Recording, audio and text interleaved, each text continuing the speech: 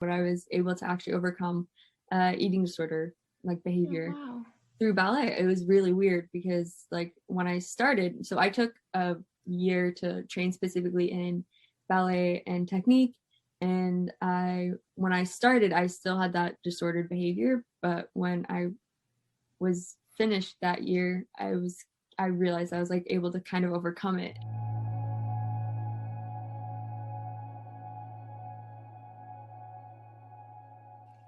Hey, welcome back to Normalize the Conversation. Today I'm here with Peyton Sieger, host of Deep Talks, a talk show connecting the conversation on mental health to everyday life, and founder of the Power On Initiative, a nonprofit organization shining the light on the conversation on mental health through digital media.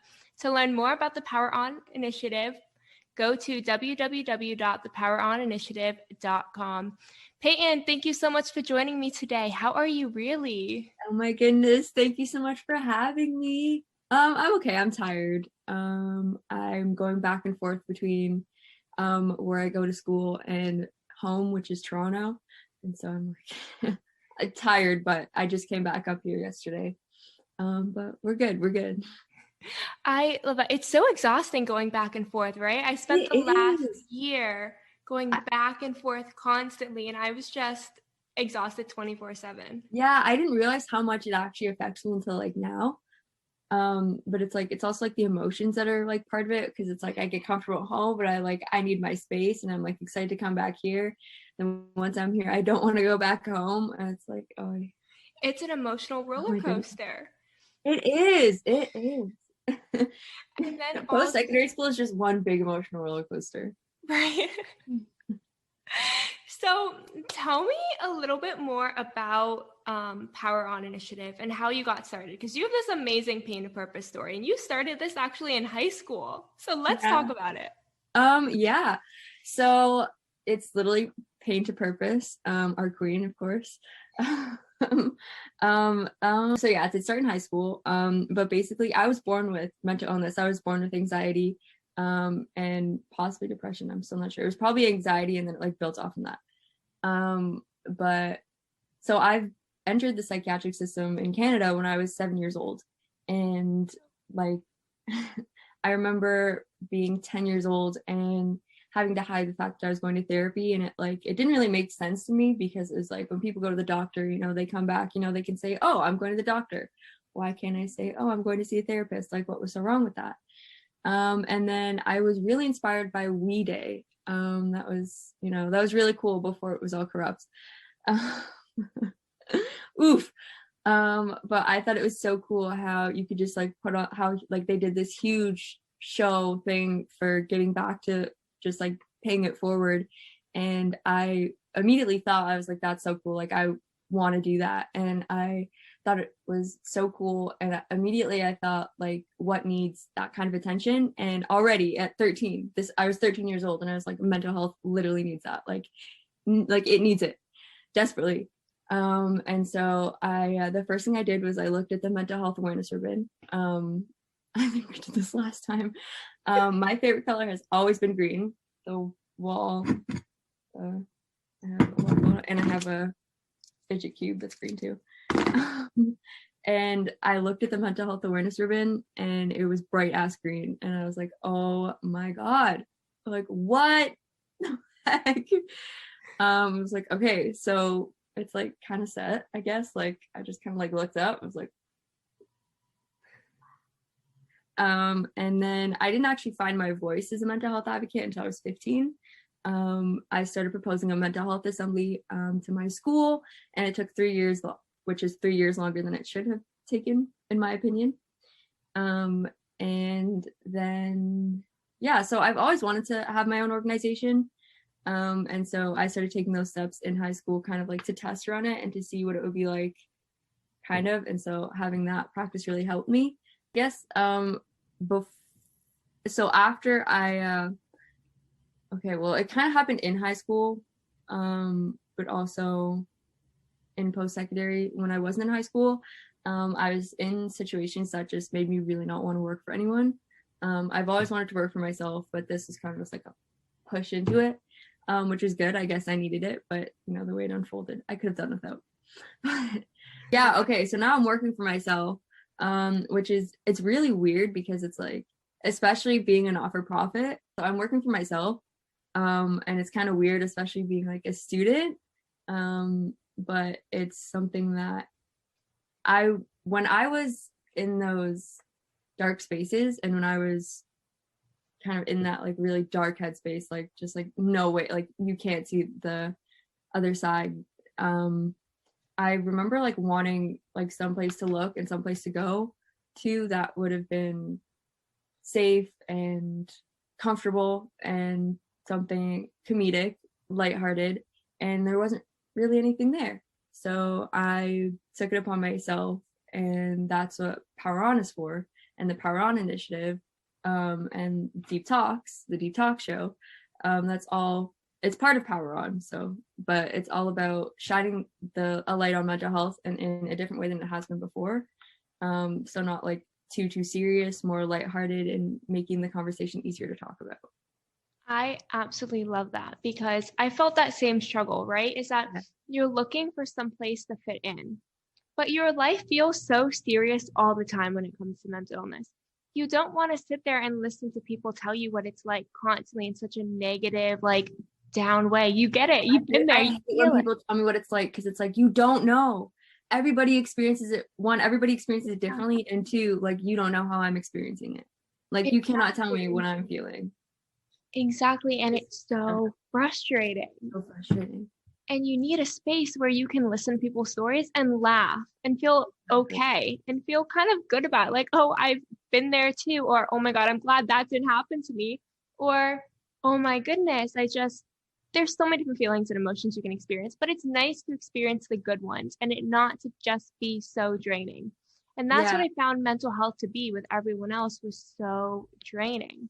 So I love that you took it upon yourself to make this talk show that's kind of about connecting the conversation everyday life, but also making people feel good and lighthearted while doing it. Yeah, exactly. That's like, I just filmed it. So the first episode of the School of Sound Mind, which is a segment on my show, new segment on my show, that's all about mood boosting and healthy habits and just mental health education, mostly mood boosting. And I went to film with my best friend. His name is Percy. He's a golden retriever, who was at my college, and I followed him around to learn about mood boosting. And it's really cute. I love that so much. Was that what was on your Instagram? On the Deep Talks Instagram? The dog? That was before. We were at the same place, but that was before. Yeah, it's him. He's so cute. I love that. And I love that you're adding on different like sections of the talk show, right? Yeah. So what are the different, there's 3, right? Yeah, there's 3. So there's the podcast, which is Detox, which is basically like having a deep talk with a friend, just letting it out there, and I'm, connecting the conversation. And the 2 other ones, they may or may not come out yet. Depends. They're still in the works, but they're called The School of Sound Mind and Not Your Comfort Zone. So the School of Sound Mind is, like I said, all about mood boosting. And then Not Your Comfort Zone is all about pushing yourself out of your comfort zone, and basically me playing with my anxiety for views. I love that. And that's something that really helps you like get through your anxiety, is kind of forcing yourself through it. And I know that, like, I guess I can kind of make this connection because as a dancer, like when I was getting my splits, it kind of helped seeing other people getting their splits, because it was like, okay, they feel the same pain. And so I guess like battling my anxiety head to head, I'm hoping that other people with really bad anxiety can look at that and be like, oh my God, she's hilarious. Like, and people can think of me like just like making a fool of myself and think of that as like mental health or anxiety, instead of like being like in a corner or like in a psych ward. It's like we have to look at it differently. I love that. I think a lot of people kind of feel like their anxiety overwhelms them and then they're stuck. Yeah, amen. And since a lot of people don't have conversations on anxiety, or specifically anxiety is often kind of, there's that line between being anxious and feeling anxiety at a normal level and living with an anxiety disorder. Yes. And Yeah. that line seems to be very blurred in today's world where everyone's like, oh, I'm so anxious. I have so much anxiety over this. It's like, but do you have a normal amount of anxiety, or are you having anxiety and panic attacks constantly with or without triggers that is messing with your life? I was really thinking about that last night. It's like everyone's probably experienced depression before, but you might not, someone who experiences depression might not necessarily have a depressive disorder. And it's like, people, maybe you've experienced depression once in your life. I'm somebody with a major depressive disorder, so I experience depression every fucking day. And it's not like, oh my God, like, don't talk to me. Like, no, I want you to talk to me, but like, it's just kind of dark in my head sometimes. Exactly. And people don't have those conversations. So then a lot of times I feel that people start to feel a little depressed or down, and they're kind of spiraling in their head with, am I living with depression? Do I have a mental health disorder? Like, what's wrong with me? Instead of, what are the symptoms I'm facing right now and how long has it lasted? And is there things I can do to help me get out of it? And kind of exploring where you are. Are you feeling depressed right now, or are you living with depression? If you're living with depression, what can you do? Is it really this dark, lonely place where you're stuck in bed all day, every single day, and can't do anything?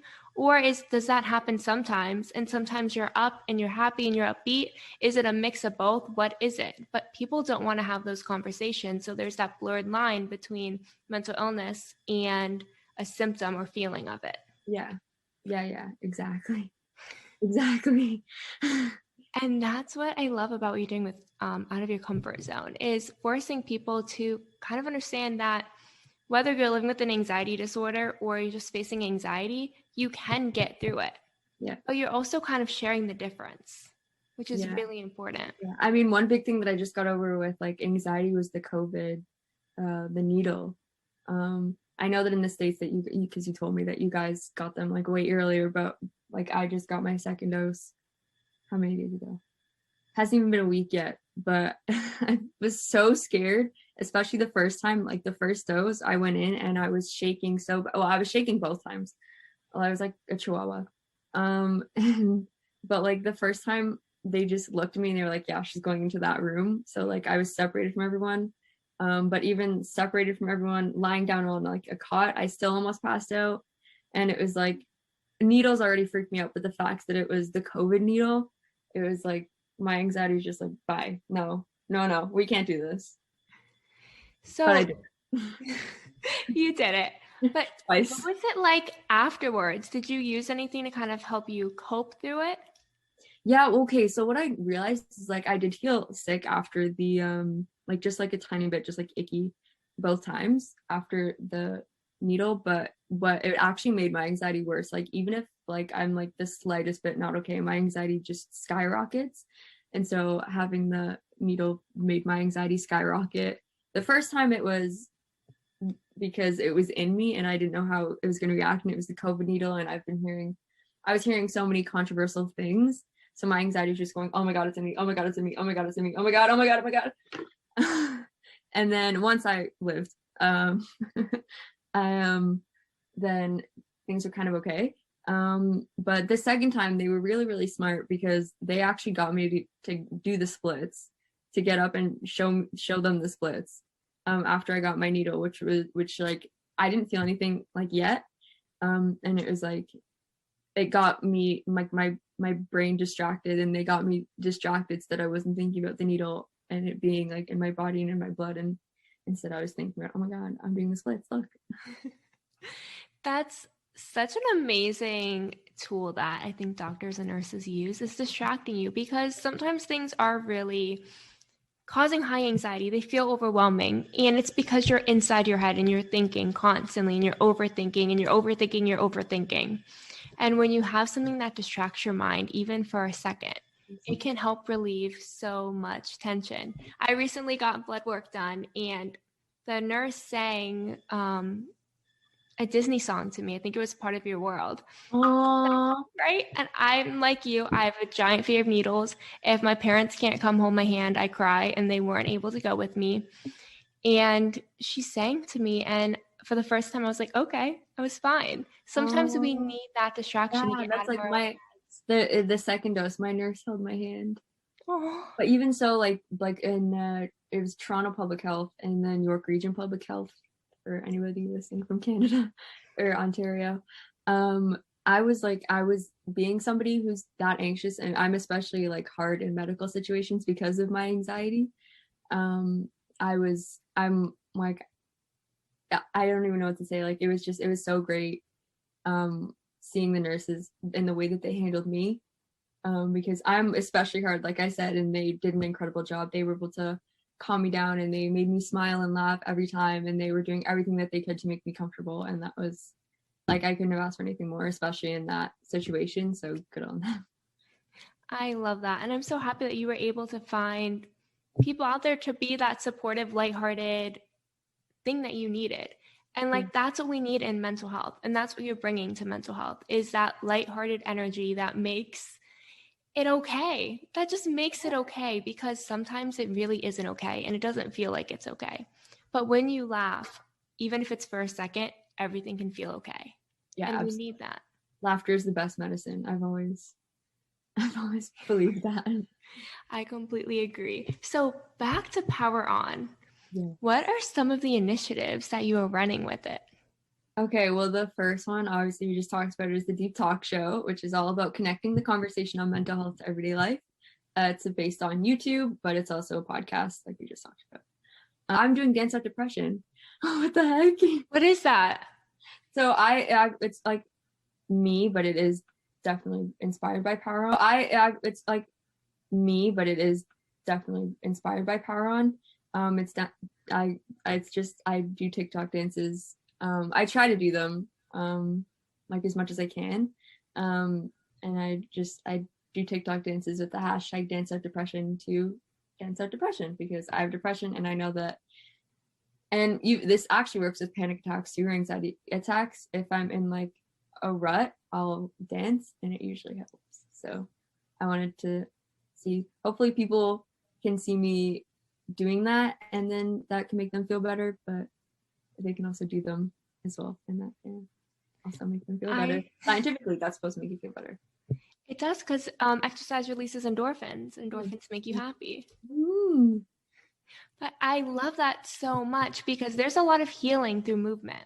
Yeah. There's so much healing through movement. Have you ever tried dance therapy? I've danced since I was 4. So yes, no, maybe. It's always been therapy to me, especially, and this is like weird, especially ballet to me has always been especially therapeutic. I love that. Well, I love all dance, like I really do. Like all of it's therapeutic. There's something about ballet where I would just like walk in and everything would go up in the air, and it's just it takes so much focus, I guess, and just I get to be a ballerina. So there's something about it. I love that so much. I think a lot of people can relate to that, whether you are a dancer or if you're just someone who likes music, and just put on some music and move your body. There's so much. Or sing, even if you're bad. Yes. It releases something within you. It releases a lot of tension and stress, and helps you kind of relax even for a moment. I used to watch, I still watch Grey's Anatomy, and every time they dance it out, I'm like, yes. And I will like call my friends and FaceTime them and dance it out with them, because it's something that's so healing. Yes, I do that all the time. Like if I'm studying, I'll just like break out into the splits sometimes. I love that so much. It's really important to find that coping mechanism that helps you and that works for you. Yeah. Oh yeah, dance for sure is a huge one for me. And with ballet, I've talked about this on my show, but I was able to actually overcome eating disorder like behavior through ballet. It was really weird, because like when I started, so I took a year to train specifically in ballet and technique, and when I started, I still had that disordered behavior, but when I was finished that year, I realized I was like able to kind of overcome it, and it was weird. That's amazing. Yeah, I don't know. Yeah, I don't know. Was it just one of those things that you realized at the end, like, wow, I have overcome this? Or did you start to see it during? It was more at the end. was definitely more at the end. I was like, wow, I was able to overcome that. Like, I love that. And that just shows the healing powers of your body. It's like that that leotard was so intimidating at the beginning, and now it's like I love it. I have my favorites. For any dancers listening, my favorite is a Yumiko. They're really fucking expensive. But it's really nice. It's like a square neck, it's kind of high, and it's a camisole. I love that.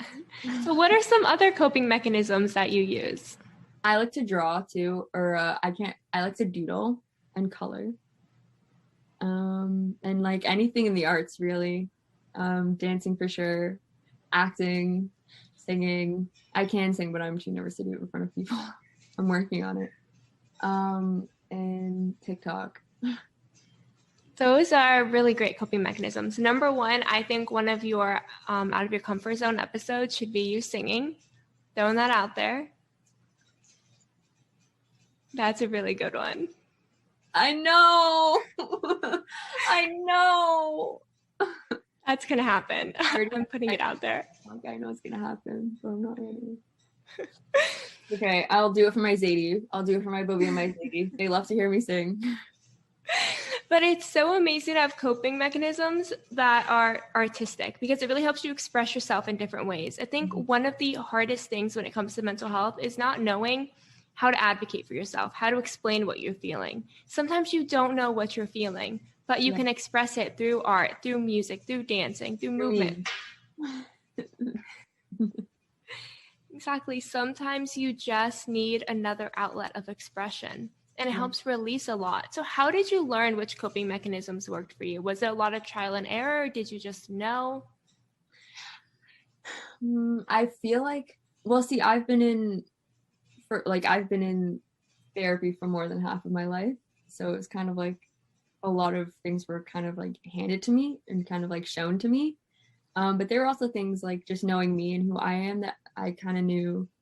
I just think like for a coping mechanism is just, it's something that makes you happy and something that you're comfortable doing. And so that it was, anything along the lines of dance, arts, that's like, I'm here for it. So you mentioned, like you said, you've been in therapy for more than half your life. And it was really hard when you were in school to not let other people know. So walk me through that. What was that like, and what kind of thoughts were in your head that you didn't want people to know? Because I know there's that stigma. I really like that question. So I remember when I started, I was 7 years old, so I didn't really know what was going on. I was just like, my psychiatrist would talk with my mom, and I would just be playing.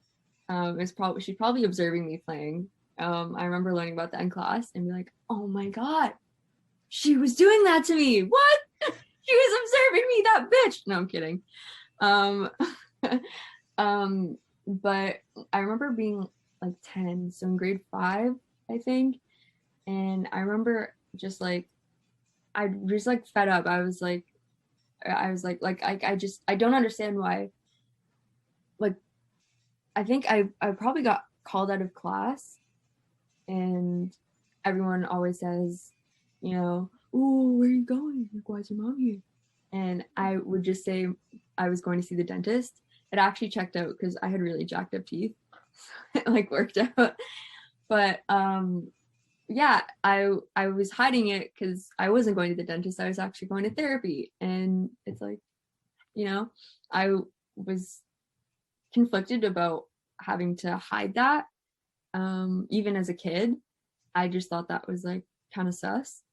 And so I remember talking to like my friends and like people that I trusted, and like taking them each like aside and telling them that like I'm going to therapy, like, and Well, that it's so kind of scary when we're afraid to tell people we're going to therapy, because then it makes us feel like something's wrong with us. And I mean, especially in the school setting. In post-secondary school, it's different. I feel like everyone's a little bit more chilled out and going their own way, and a lot of university students also have mental illness, so woo. If that says anything about the school system. yeah, but in the school system, especially like in elementary school, like that's when people like pick on you, and in high school, like, people pick on you. So if you tell the wrong person, like I remember being so scared to tell this one girl because I didn't want her to use it against me and be like, you have anxiety. Oh my God, you freak. Like you're going to therapy, you freak. Like, yeah, weirdo. Or like, oh, you're doing therapy, you're sick. It would get away from me. Like, But you know what's crazy about that is the stigma has to come from somewhere. That's something we're taught. We're taught to think that someone going to therapy is crazy or something's wrong with them. when therapy is like is literally, it's treatment. Yeah, it's like going to the doctor. It's treatment. And it can be great preventative care if we use it as a tool instead of as a last minute resort, because we wait. A lot of times we wait until it's too late and then we're like, now I should try therapy. Yeah. Or even with the wait times, like that's not, that's the therapy, like that's a problem, but it's also even just the wait time. And it's like, what if you don't like your therapist on the first try? Then you have to wait like another 2 years to find another one. Exactly. But that's also why I created Power On, so that people who were in limbo and who were in that like stuck space and like those waiting times, that they can come and watch my videos and laugh at me, with me, or both. Gives people a place to start. I always say that you might not know what to do, you might not know how to do it, and you might be waiting a long time to find someone who can help you. But there are things you can do if people just had those conversations. So by having these conversations and sharing things that you're doing, it might resonate with someone, whether it's something that works for them or it's something they can try and find out doesn't work for them. Either way, it's learning a little bit more about themselves and ways that they can get started. Yeah, exactly. Like I'm thinking about switching medications, and I know that's a subject it's a tough subject, and it's something like medication when it comes to like psychiatric illnesses or just like anything mental health related. With medication, it's so complicated and it's so hard. But I know there was BuzzFeed, somebody on BuzzFeed shared their story of finding medication, and that like helped me. That was when I was like 15, and I was like, oh my gosh, okay, there's somebody else going through this too. It's hard to find the right medicine. And it's really frustrating because like if you have a cold, you have the flu, something is like a physical illness, there's one medication that's pretty much going to work, or they know what medication is going to work for you. But very rarely is it like, oh no, you tried this, it didn't work, let's try another one. It happens, but it's a lot more rare. But in mental health, it really can be like trial and error for years before you find the right medication. I saw a statistic where it was like it takes an average of 10 years to get the right diagnosis and medication. Yeah, I actually, thanks to my mom, I did a study with CAMH, the Center for Addiction and Mental Health in Toronto. I did a study with them where I spit into a tube, and they tested my genes to see which medications would react well, not well, and like maybe well. So that really helped with my medication thing. But even still, like I was on and off of 6 different medications in 4 months trying to find the right one in high school. So wow. Yeah. I love that test is available, because a lot of people don't know that that's an option, and it's not something that's widely used. Yeah, it was for youth. So it's not for everybody. I think you have to be 16 and under. But yeah, it's really great. I love the research that they do. That's actually, I would love to collaborate with CAMH and do research stuff with them with Power On. I think that would be amazing for you. Yeah. I hope that happens for you, because I think you'd be really, really good at that. Oh, it'd be so cool. Please, I'll be the little monkey, please. No more putting animals. I'll do it. Use me. I'll do it. I volunteer as tribute. I love that they have that option for youth, because specifically kids are more likely to be diagnosed with ADHD, usually diagnosed as a child, but it takes so long to find the right medication. Sometimes they have the patches, they have the pills, they have so many different types of medicines, and some make you angry, some make you kind of like a mummy, some make you lose a lot of weight. Yeah. And it's really traumatizing for a kid to go through all of that for years until they get the right medication that works for them. And it affects their schooling. Yeah, I remember there was a girl I went to school with, and she told me that she had like started taking antipsychotics, but they just made her like a zombie. And I was like, oh my gosh, like that makes sense, but oh my gosh, like I'm sorry that you have to go through that, and I'm sorry that it's taking its toll on you in that way. And when with the anger, that was something that affected me, because I like I said, I had anxiety as a kid, but I also had depression as a kid. I don't know if I was born with depression, but I was born with anxiety for sure. But depression in a kid looks much different than in an adult. And in a kid, depression is anger. And so I was very angry as a kid, and then trying to do that with medication, and like when that's fucking around with your system, like it's not a good mix, and it's not fun. It's At all. not. And you never know what side effects each person's going to get when they try the medication. Yeah. But there has to be some kind of better way out there. So I hope you do research on this and find it, because kids, adults, everyone go through years of trial and error with medication that really kind of turns them off from medication because they think nothing's going to help me. If this doesn't work, I've tried 3 different medications. If this doesn't work, nothing's going to help me. I give up. I'm broken. I can't be fixed. And that's it. Yeah. No, but there's medication. I mean, first of all, medication is not the only thing. There's like holistic healing, that's more of like a natural and spiritual healing, which is great. There are like cultural healings, like that's also great. Like it's whatever works for you will work for you. What was I saying with medication? Yeah, I was really happy that my psychiatrist, she didn't push medication on me at all. I actually went to her and I said, I can't handle my anxiety on my own. Like I think I need medication for it. And she let me. And she was like, let me decide, which I really like that, because I know that a lot of psychiatrists, especially when it comes to youth, they push medication on a lot. And so I was really happy that she didn't. And then the medication that I had the first time only worked for a year, and it stopped working after a year. And then that's when I had to start trying new ones, and I was on and off of 6 different ones in 4 months, and I had to go to school with that, but like I was barely functioning. So things that could work for you. Yeah. It doesn't have to be medication. It doesn't have to not be medication. But I think that a lot of people feel like there's only one option because no one has these conversations. No one's talking about all the different options out there.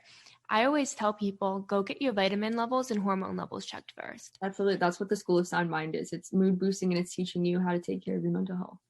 Because a lot of times it could be a vitamin deficiency or hormone level deficiency that's affecting you. Yeah.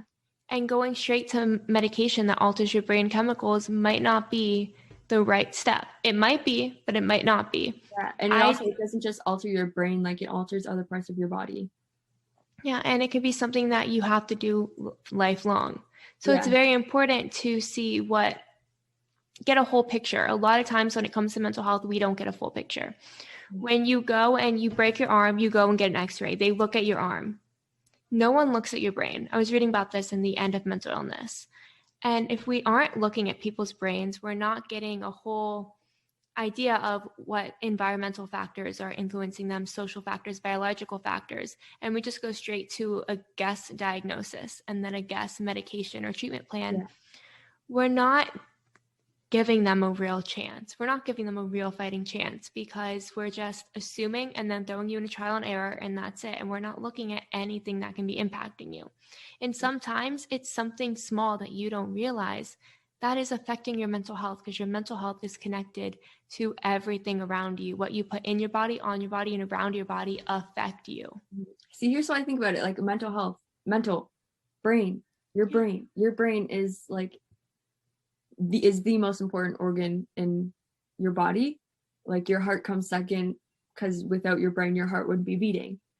So it's like, but like somehow, because it's mental health, like it's not important, but like your brain's your most important organ. So like someone literally, like, hello, is no one else making the connection? It's so frustrating, right? Because we could be helping people so much more effectively if we were giving them a full picture assessment. That's why I'm taking psych. That's why I'm studying it. Concussions about like literally dropping the brain and seeing what it does. I'm just like, oh my God, that's so fascinating. Well, and it's funny because That's awful. I'm like, no, are you kidding? It's so cool. Most of us will experience concussions throughout our lives. I had a very severe, like, random case where I've had like 11 concussions in 1 year. I was a competitive cheerleader and I got into a lot of car accidents. Okay. So, and then no one did anything for it though. Yeah, with the concussion, isn't it just like no light and rest? Dark. Yes, but no one was like, this could affect your mental health, or maybe there are supplements you need to take for your brain. Think about it. A concussion will affect your mental health. Exactly. 100%.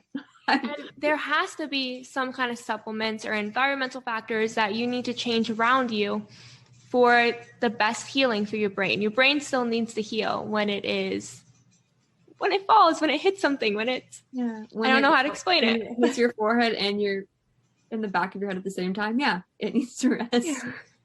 And it's more than just turning the lights off and staying awake for so many hours and then going to sleep and resting it off. It's so much more than that. And yet we've minimized it. And we haven't really looked at how it affects mental health and what we can do to help people. Yeah, it's like that's what people don't talk about either, is that like mental health isn't just mental illness, it's also like traumatic brain injuries, strokes, brain diseases, everything like that. That counts as mental health. That is mental health. Mental health is brain health. Like, exactly. Mental means brain. Mental means mind. Mental means like in your head, brain. It's that's what it means.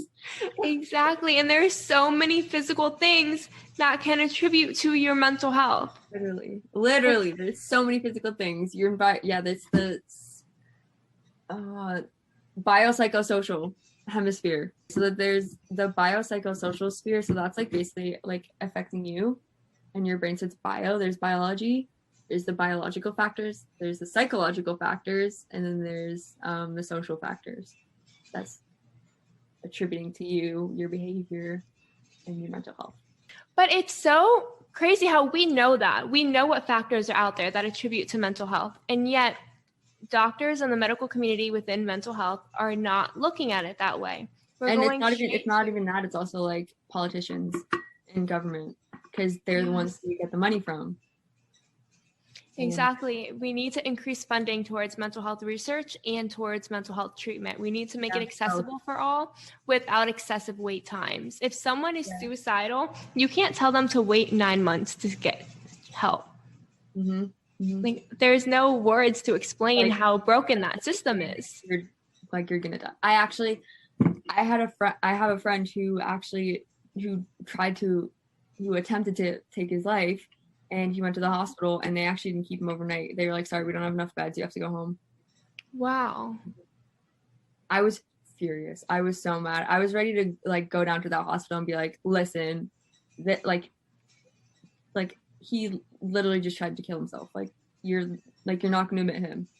Like, you're going to let him go back out like that.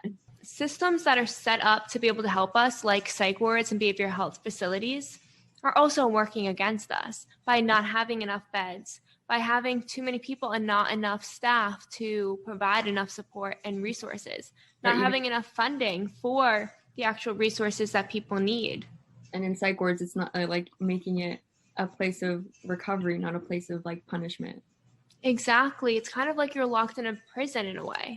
I've never, we talked about this before, I've never been in a psych ward when I really should have gone. There were multiple times, especially when I was a kid, and I was never taken to the psych ward. My mom was totally against it because of how badly it is in there. It's terrifying how bad it is. There's a statistic that people hospitalized in a psych ward are 100, 200 times more likely to die by suicide upon discharge. You are finally getting help, and now you're being set up for worse. Yeah. How does that happen? I don't know. It's so frustrating. When people are inside a psych ward, first of all, when I was there, I didn't see the actual psychiatrist for over 24 hours. It was maybe 48 to 72 hours before I saw the psychiatrist. Then I get put on the same medication as everyone else, an antidepressant.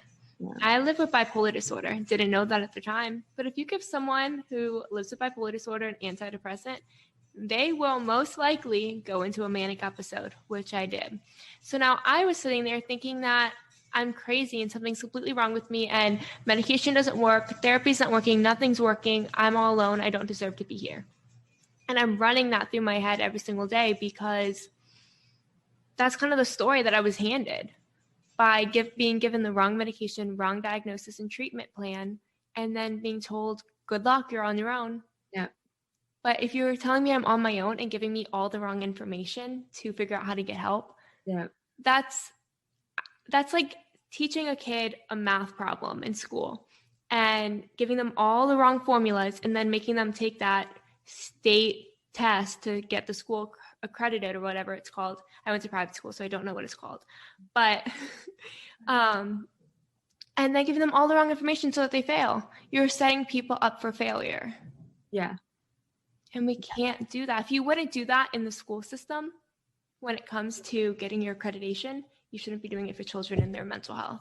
Yeah, it's like I said, I've been in therapy for over half my life. I've been in the psychiatric system. I've been trying to figure out the psychiatric system since I was 7 years old.